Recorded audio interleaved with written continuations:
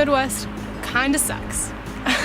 Actually, no, it does suck. Especially when winters and the Midwest and being vegan do not mesh well. And it is snowing outside right now, I'm pretty sure. So in light of the beautiful, warm, cloudy day, here's another car.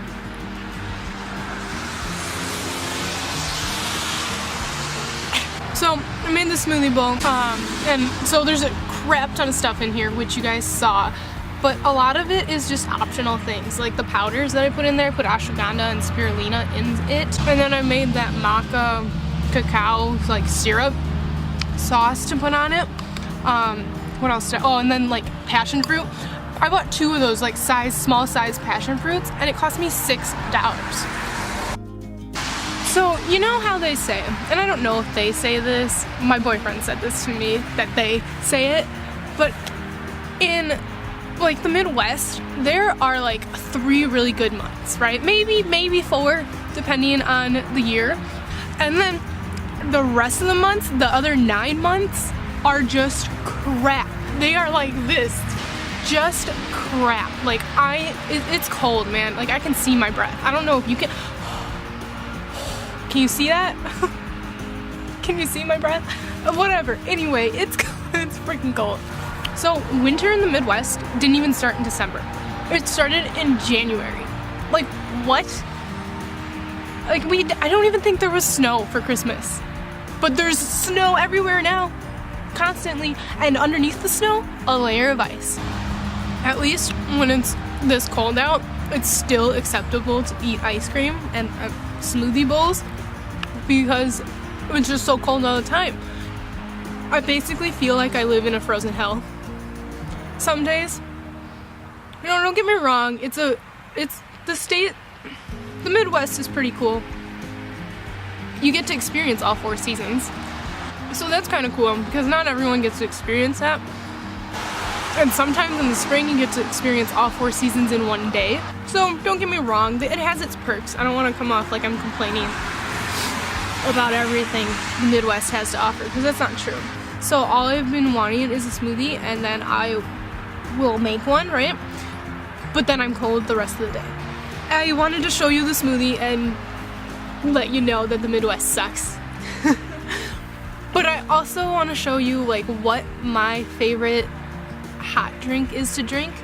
If I'm feeling fancy, I'll make like a hot chocolate, because who doesn't like hot chocolate, right? I guess people who have no taste buds or are allergic. So anyway, I'm gonna enjoy this, probably inside, because it's too loud out here. I don't like it when it's this loud. Too many cars, too many people. Doesn't matter. Okay, so I'm gonna enjoy this inside where it's warmer, sort of. And then I will show you what my hot chocolate recipe is, because it is divine.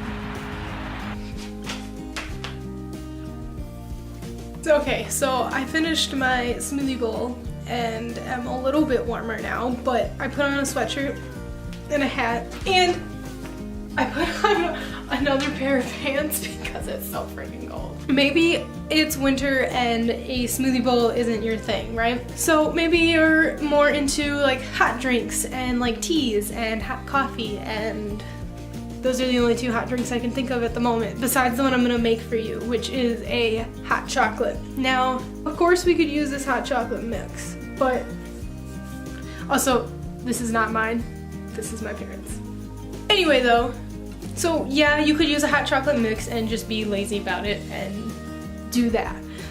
I like making homemade chocolate and just adding a bunch of extra health things to it, but it's just more fun making it, like homemade making it. But I'll put all the ingredients in a jar, and then I think I'm gonna do it like that. So let's do that now. Okay, so I'm just gonna add everything into my little off-brand mason jar and kind of shake it up and see if that works. If it doesn't, well, oh well.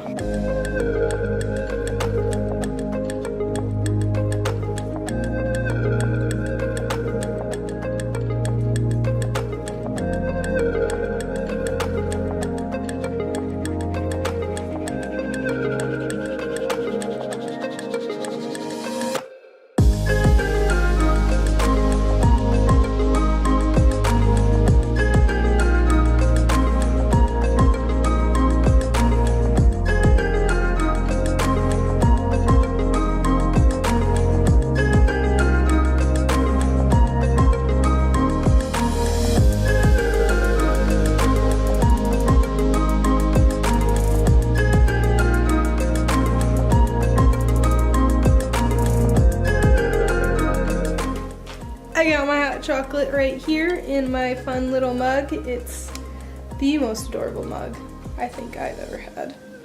And it's not even mine. First of all, hold on one second. I forgot to mention that something that makes hot chocolate for me a little bit more special is adding like ginger to it. And I have some ground ginger in the cupboard and I didn't use it. Pretty disappointed about that. But then I remembered that I had this Four Sigmatic hot cacao mix.